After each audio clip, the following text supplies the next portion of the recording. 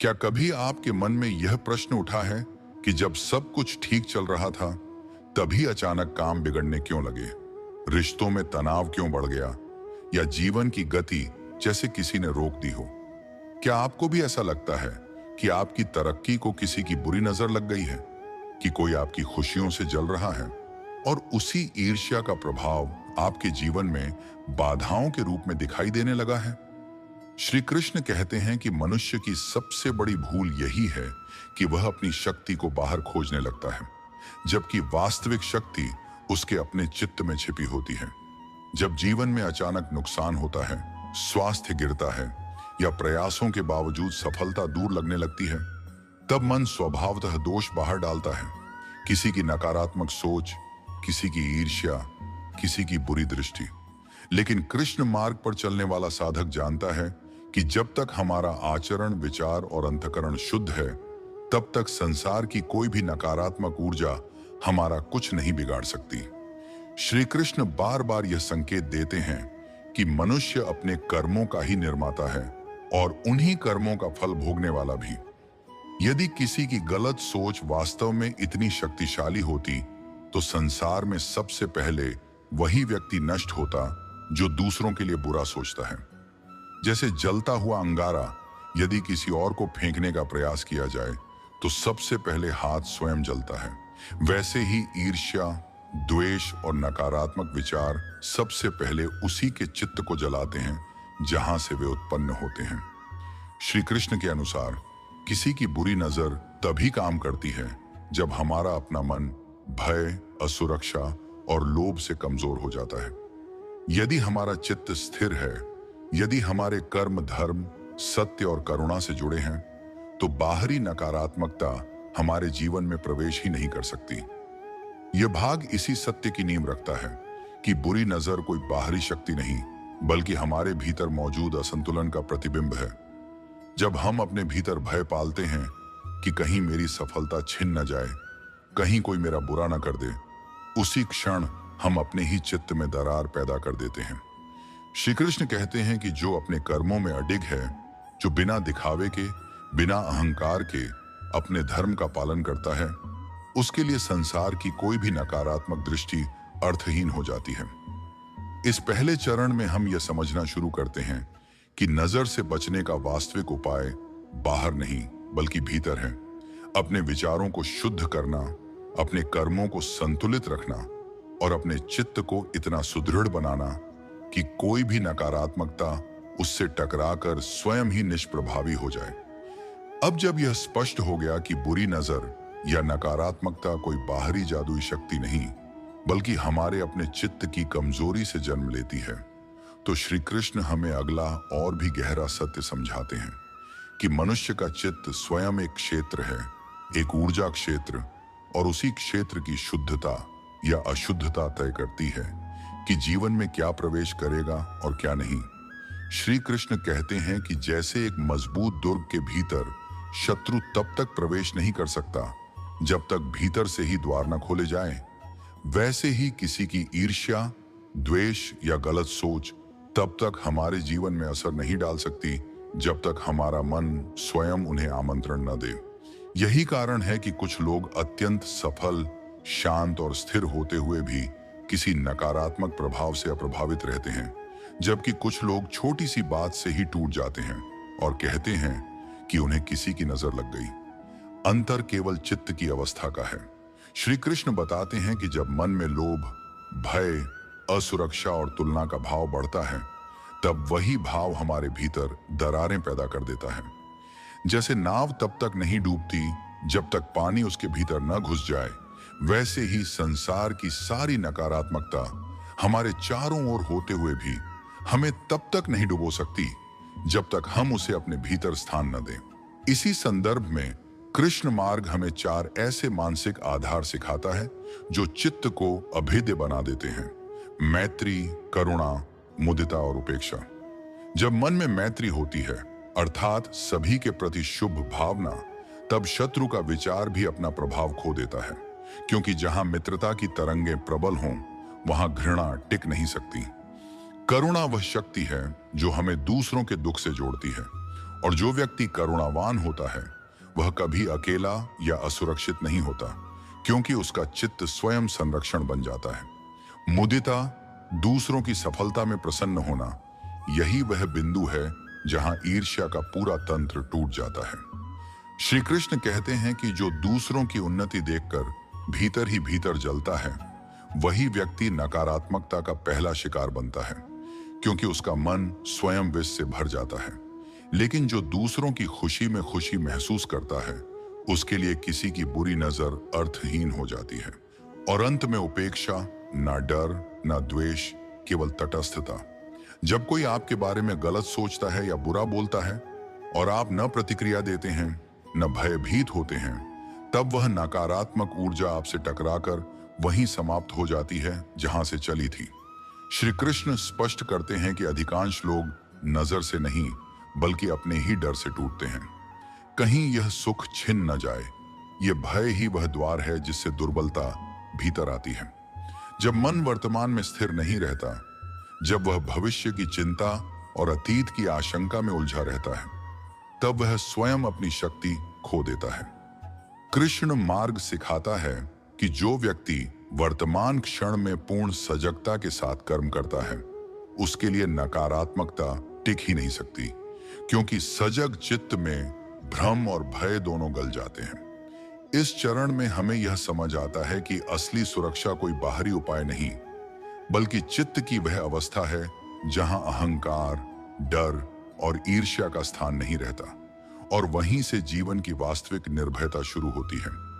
अब प्रश्न यह उठता है कि यदि हमारे अतीत में ऐसे कर्म रहे हों जिनके कारण आज जीवन में बाधाएं आ रही हैं, तो क्या मनुष्य वास्तव में अपने भाग्य को बदल सकता है, या वह हमेशा पुराने कर्मों का ही दास बना रहता है? श्री कृष्ण इस बिंदु पर अत्यंत स्पष्ट और व्यावहारिक दृष्टि देते हैं। वे कहते हैं कि कर्म का फल निश्चित है, लेकिन कर्म का प्रभाव स्थिर नहीं होता। जैसे एक मुट्ठी नमक यदि एक छोटे गिलास पानी में डाल दी जाए तो वह पानी पीने योग्य नहीं रहता, लेकिन वही नमक यदि एक विशाल नदी में मिला दिया जाए तो उसका कोई प्रभाव नहीं दिखता।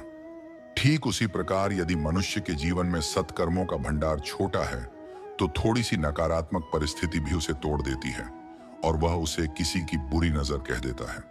लेकिन जब व्यक्ति अपने जीवन में निरंतर धर्मयुक्त, संतुलित और करुणामय कर्म करता है, तब उसके सत्कर्मों का प्रवाह इतना विशाल हो जाता है कि अतीत के अकुशल कर्म उसी में विलीन हो जाते हैं। श्री कृष्ण यह नहीं कहते कि पुराने कर्म तुरंत नष्ट हो जाते हैं, बल्कि वे यह समझाते हैं कि उनका प्रभाव निष्प्रभावी किया जा सकता है। जब मनुष्य दूसरों को सुख देता है, सत्य बोलता है, अन्याय से दूर रहता है और बिना अपेक्षा के कर्म करता है, तब उसका चित्त एक ऐसे स्तर पर पहुंच जाता है जहां नकारात्मक फल उसे गहराई से प्रभावित नहीं कर पाते। इसी कारण कई बार आप देखते हैं कि कुछ लोग कठिन परिस्थितियों में भी शांत रहते हैं, जबकि कुछ लोग छोटी सी असफलता से टूट जाते हैं। अंतर केवल कर्मों की गहराई का है। श्री कृष्ण बताते हैं कि जिसे लोग चमत्कार या दुआओं का असर कहते हैं, वह वास्तव में उसी व्यक्ति के अपने सत्कर्मों का प्रतिफल होता है जो सही समय पर प्रकट होता है। जब आप किसी भूखे को भोजन देते हैं, किसी दुखी को सांत्वना देते हैं या किसी की सफलता में ईमानदारी से प्रसन्न होते हैं, तो आप केवल सामाजिक कार्य नहीं कर रहे होते, बल्कि अपने चित्त की आवृत्ति को उच्च स्तर पर स्थापित कर रहे होते हैं। इसी उच्च आवृत्ति पर नकारात्मकता टिक नहीं पाती। कृष्ण मार्ग यह भी सिखाता है कि मनुष्य को पीड़ित मानसिकता से बाहर आना होगा। यह मानना कि कोई बाहरी शक्ति हमारे जीवन को नियंत्रित कर रही है, स्वयं अपनी शक्ति से मुंह मोड़ने के समान है। श्री कृष्ण कहते हैं कि मनुष्य का सबसे बड़ा शत्रु उसका अपना असंतुलित मन है, और सबसे बड़ा मित्र वही मन जब वह सजग, स्थिर और करुणामय हो जाता है। जब हम अपनी असफलताओं की जिम्मेदारी स्वीकार करते हैं और उन्हें सुधारने का संकल्प लेते हैं, तभी जीवन में वास्तविक परिवर्तन शुरू होता है। इस चरण में हमें यह समझ आता है कि नकारात्मकता से बचने का उपाय किसी बाहरी रक्षा में नहीं, बल्कि सत्कर्मों की निरंतरता और चित्त की परिपक्वता में छिपा है। जो व्यक्ति अपने कर्मों से संसार में प्रकाश फैलाता है, उसका जीवन स्वयं अंधकार से मुक्त होने लगता है, और यही वह बिंदु है जहां भाग्य धीरे धीरे दिशा बदलना शुरू करता है। अब श्री कृष्ण उस चरण की ओर ले जाते हैं जहां ज्ञान केवल सुनने की वस्तु नहीं रहता, बल्कि जीवन में उतरने लगता है। क्योंकि जब तक सिद्धांत व्यवहार में न बदले जाए, तब तक चित्त की वास्तविक सुरक्षा संभव नहीं होती। कृष्ण मार्ग सिखाता है कि नकारात्मकता से मुक्त रहने के लिए कुछ साधारण लेकिन अत्यंत शक्तिशाली आदतों को जीवन में स्थायी बनाना आवश्यक है। पहला अभ्यास है दिन की शुरुआत संकल्प से करना। नींद से जागते ही कुछ क्षण शांत बैठकर यह निश्चय करना कि आज मैं अपने मन, वाणी और कर्म से किसी को भी दुख नहीं पहुंचाऊंगा। यह संकल्प पूरे दिन के लिए एक मानसिक सुरक्षा घेरा बना देता है। दूसरा अभ्यास है सजगता। जब भी जीवन में कोई बाधा, आलोचना या असफलता सामने आए, तुरंत प्रतिक्रिया देने के बजाय अपने श्वास पर ध्यान लाना। श्री कृष्ण कहते हैं कि जो व्यक्ति प्रतिक्रिया से पहले सजग हो जाता है, वह कर्मों की दिशा स्वयं चुन लेता है और वहीं नकारात्मकता का प्रभाव समाप्त हो जाता है। तीसरा अभ्यास है मैत्री भाव का विस्तार। प्रतिदिन कुछ समय मन ही मन सबके मंगल की कामना करना, यहां तक कि उनके लिए भी जो आपके प्रति कठोर रहे हों। यह अभ्यास चित्त की तरंगों को इतना शुद्ध कर देता है कि घृणा और ईर्ष्या स्वतः ही गलने लगती है। चौथा अभ्यास है आत्मनिरीक्षण। रात को सोने से पहले दिन भर के कर्मों को देखना कि कहां अहंकार आया, कहां भय ने निर्णय को प्रभावित किया और कहां करुणा संभव होते हुए भी चूक हुई। यह निरीक्षण स्वयं को दंड देने के लिए नहीं, बल्कि चित्त को परिष्कृत करने के लिए है। पांचवा और सबसे सूक्ष्म अभ्यास है विनम्रता और गोपनीयता। श्री कृष्ण बताते हैं कि जो अपनी योजनाओं और सफलताओं का अत्यधिक प्रदर्शन करता है, वह अनजाने में ईर्ष्या को आमंत्रण देता है, जबकि जो शांत भाव से कर्म करता है, वही वास्तविक सुरक्षा में रहता है। जब व्यक्ति इन अभ्यासों को जीवन का हिस्सा बना लेता है, तब उसके भीतर से भय धीरे धीरे समाप्त होने लगता है और जहां भय नहीं होता, वहां किसी की बुरी नजर या नकारात्मक सोच टिक ही नहीं सकती। इस चरण में हमें यह बोध होने लगता है कि सुरक्षा कोई अलग से प्राप्त की जाने वाली वस्तु नहीं, बल्कि एक ऐसी मानसिक अवस्था है जो सही जीवन शैली से स्वतः निर्मित होती है। श्री कृष्ण कहते हैं कि जो व्यक्ति अपने भीतर संतुलन बना लेता है, उसके लिए संसार का असंतुलन भी चुनौती नहीं रह जाता और यहीं से चित्त वज्र के समान दृढ़ बनना शुरू करता है। जब व्यक्ति इन अभ्यासों के माध्यम से अपने चित्त को स्थिर करना शुरू करता है, तब श्री कृष्ण उसे एक और सूक्ष्म सत्य की ओर ले जाते हैं कि जिसे हम विघ्न या बाधा कहते हैं, वह वास्तव में बाहर से आया हुआ शत्रु नहीं, बल्कि भीतर मौजूद असंतुलन का संकेत होता है। कृष्ण मार्ग यह सिखाता है कि जीवन में आने वाली हर रुकावट हमें डराने नहीं, बल्कि जगाने आती है। जब मन कामना, द्वेष, आलस्य, व्याकुलता और संदेह से घिरा होता है, तब वही 5 मानसिक अवस्थाएं हमारे कर्मों को कमजोर कर देती हैं और हमें यह भ्रम होने लगता है कि कोई बाहरी शक्ति हमें रोक रही है।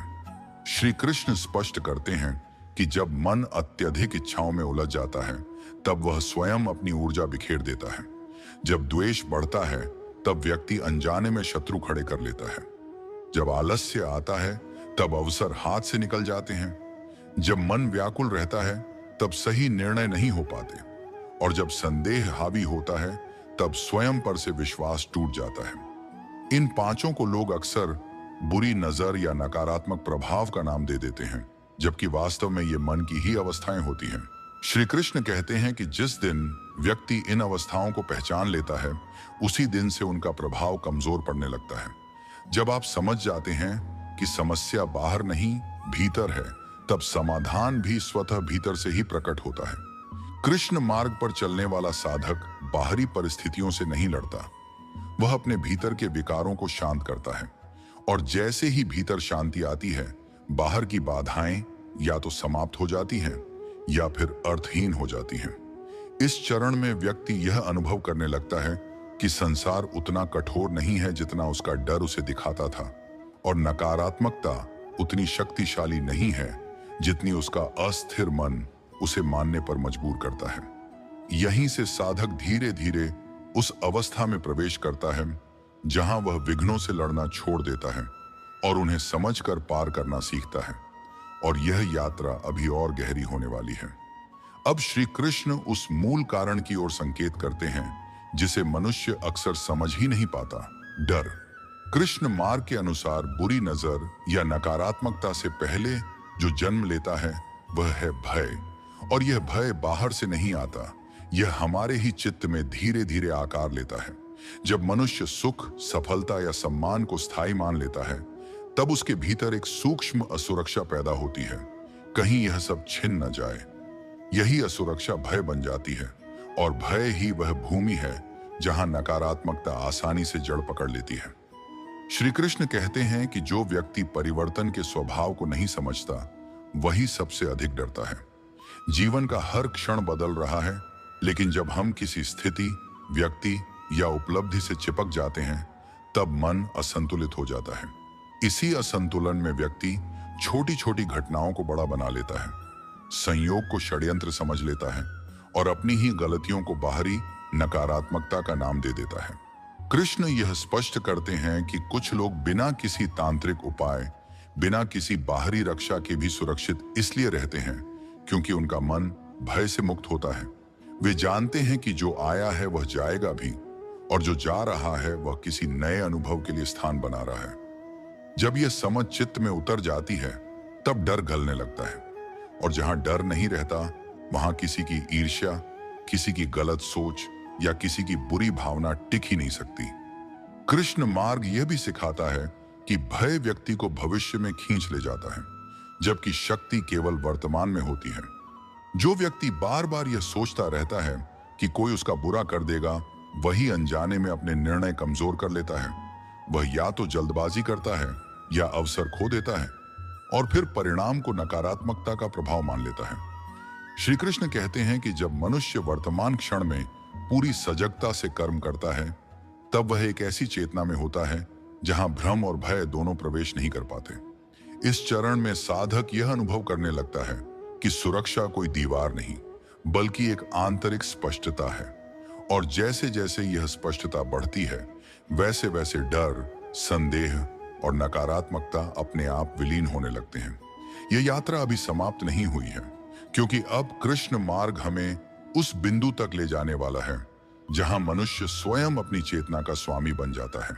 अब श्री कृष्ण उस तत्व की ओर ध्यान दिलाते हैं जो भय के बाद सबसे अधिक नकारात्मकता को जन्म देता है, अहंकार और तुलना।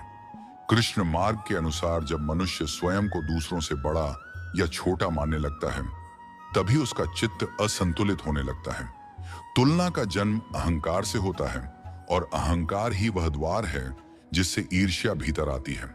जब व्यक्ति अपनी उपलब्धियों का प्रदर्शन करता है, बार बार अपने सुख और सफलता को दिखाता है, तब वह अनजाने में दूसरों के मन में तुलना और जलन को जन्म देता है, और उसी क्षण अपने चारों ओर अशांति का वातावरण बना लेता है।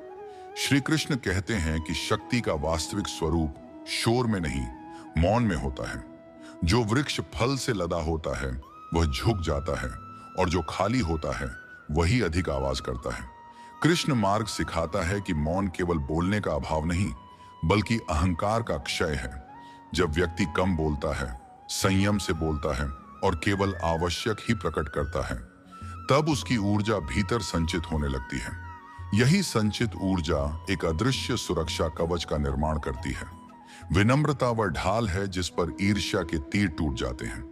जो व्यक्ति स्वयं को विशेष साबित करने की कोशिश नहीं करता, उसे नीचा दिखाने की कोशिश भी कोई नहीं करता। कृष्ण कहते हैं कि जो अपने कर्मों को शांत भाव से करता है और फल को दिखावे का विषय नहीं बनाता, वही वास्तव में सुरक्षित रहता है। इस चरण में साधक यह समझने लगता है कि नकारात्मकता से बचने का अर्थ दुनिया से लड़ना नहीं, बल्कि अपने अहंकार को हल्का करना है। जैसे जैसे अहंकार पिघलता है, वैसे वैसे मन हल्का होता जाता है, और हल्के मन को कोई भी नकारात्मक भार दबा नहीं सकता। यहीं से साधक उस अवस्था में प्रवेश करता है जहां वह कम दिखने में ही अधिक सुरक्षित महसूस करता है, और यही कृष्ण मार्ग की एक गहरी लेकिन मौन शिक्षा है। अब श्री कृष्ण उस अंतिम और सबसे गहरे सत्य की ओर ले जाते हैं जहां साधक ये समझ लेता है कि जीवन में कुछ लोग बिना संघर्ष के आगे बढ़ते दिखाई देते हैं, मानो उन्हें कोई रोक ही नहीं सकता। और इसका कारण कोई भाग्य, कोई विशेष सुरक्षा या कोई बाहरी उपाय नहीं, बल्कि उनकी चेतना का संतुलन होता है। कृष्ण मार्ग के अनुसार जो व्यक्ति अपने चित्त को स्थिर, शांत और करुणामय बना लेता है, वह नकारात्मक लोगों के बीच रहते हुए भी उनसे प्रभावित नहीं होता, क्योंकि उसकी ऊर्जा उनसे टकराकर वहीं समाप्त हो जाती है। श्री कृष्ण कहते हैं कि संसार में हर व्यक्ति अपनी अपनी अवस्था में जी रहा है, कोई भय में, कोई ईर्ष्या में, कोई क्रोध में। लेकिन जो व्यक्ति स्वयं को इन अवस्थाओं से मुक्त कर लेता है, वही वास्तव में स्वतंत्र होता है। नकारात्मक लोग तब तक ही प्रभाव डाल सकते हैं जब तक हम उनसे जुड़ते हैं, उनकी बातों को मन में दोहराते हैं, उनके इरादों पर सोचते हैं, उनके प्रति प्रतिक्रिया देते हैं। जैसे ही हम प्रतिक्रिया देना छोड़ देते हैं, उनका प्रभाव समाप्त होने लगता है।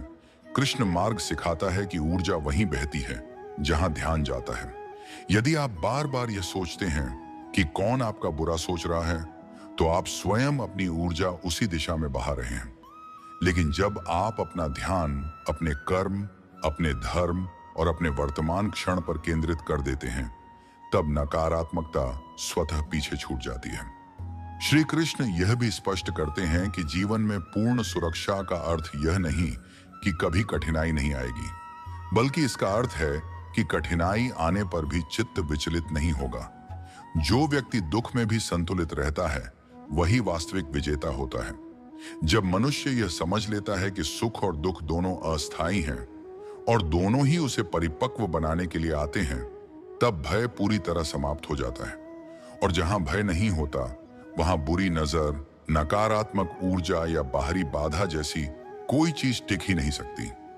इस अंतिम चरण में साधक यह अनुभव करता है कि उसका जीवन अब परिस्थितियों से संचालित नहीं हो रहा, बल्कि उसकी अपनी चेतना से संचालित हो रहा है।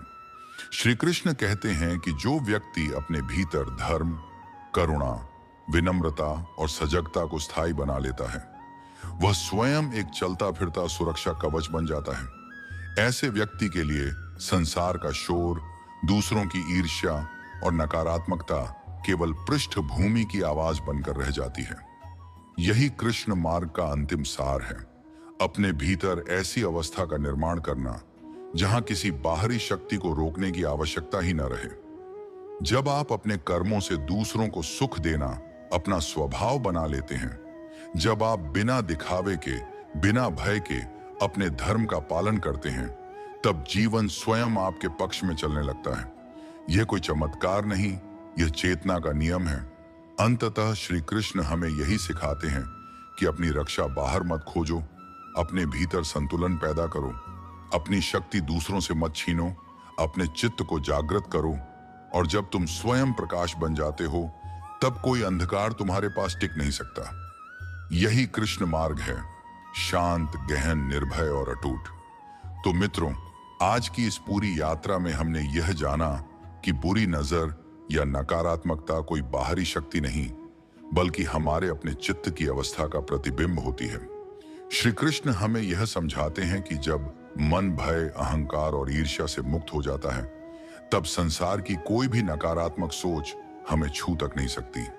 असली सुरक्षा किसी उपाय में नहीं, बल्कि हमारे कर्म, हमारी सोच और हमारे संतुलन में छिपी होती है।